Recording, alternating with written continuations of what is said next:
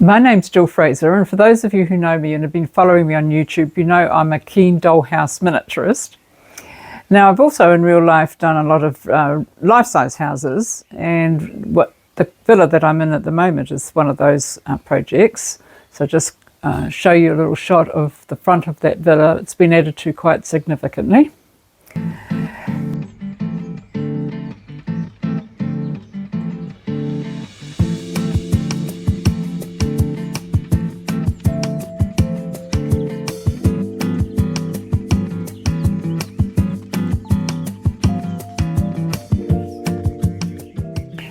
So some years ago, I decided I was getting a bit too old to buy a chateau and restore it in France.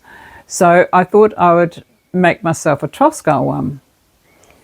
I had been watching Escape to the Chateau on television, and I thought that would be an ideal castle to copy.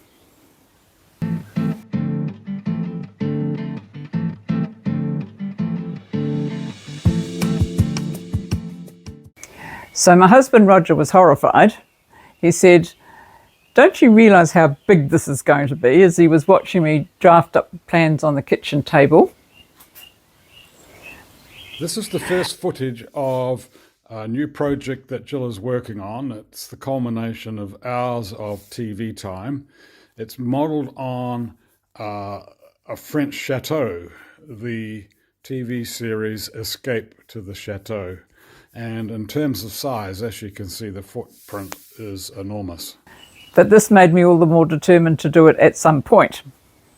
And this was back in 2020. So it's taken me a little time to get round to it again.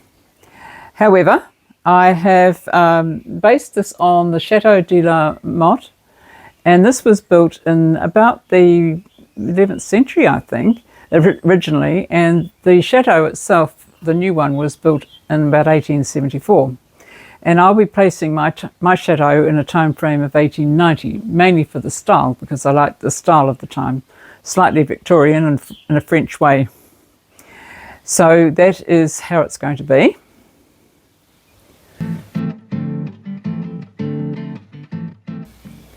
So how am I going to build this? Well, I'm going to do it in segments. I've drawn up a 24 scale plan. It's going to be about that big, but this is in 24 scale, which is easier to look at. And I'm going to be doing it in 2-story high segments. And this is going to be the first one with the tower. The next one is there, and the final one is there with the other tower. Now they will sit on a base, a common base. Don't worry about the cat. And that'll be so I can take them apart for easy transport. And I can take the towers off for easy transport as well, because I do exhibit my work, and this is going to make life a little easier for me, but it's not easy for the electrician because he has to work out how he's going to wire all this. So Roger has been sitting there making plans and doing a lot of muttering, I have to say. I'm sure he'll work it out. So I've made a start on the towers. I've got them on a turntable, which will spin them around so people can see the inside. And I've done them on the 3D printer in segments, and I've glued them together. Now, the bottom floor, I've got a false wall that's going to fit in there and create a space for wiring to go up and down. And I've, oops, lost my soap. I have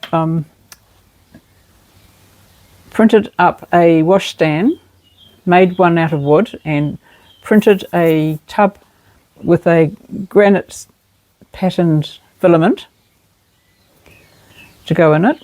This is a spare. And I've also done some bowls for the toilets, because I'll be making custom built toilets for all these towers. Now, also on this bottom bathroom, I've got a little shelf with candles, used candles, and the wiring will go through that hole. Sorry about the cat, she's just decided to be very needy.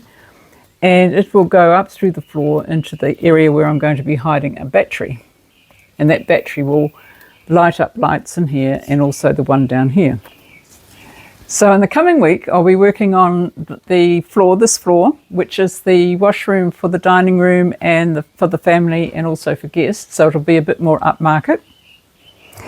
And I shall be planning on going to another miniature meeting next week to another club. And also the Rebus Club, which is a club for retired men, is coming to have a look through my studio in 2 weeks' time.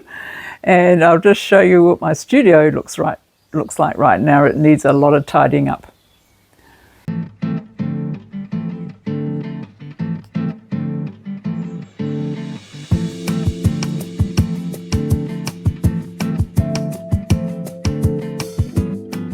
So, despite what's going on here, my miniature life has been continuing in the background, and I've been to my Lower Hutt Miniature Makers Club for a meeting last Saturday, where the members were making market stalls and rustic sheds, and I'm just going to show you a couple of shots of these.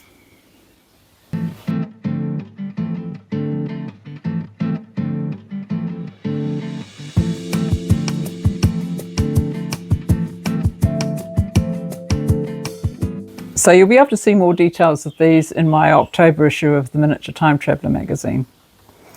I also been making a springtime scene in a conservatory for the same issue, and I'll give you a look at that now as well.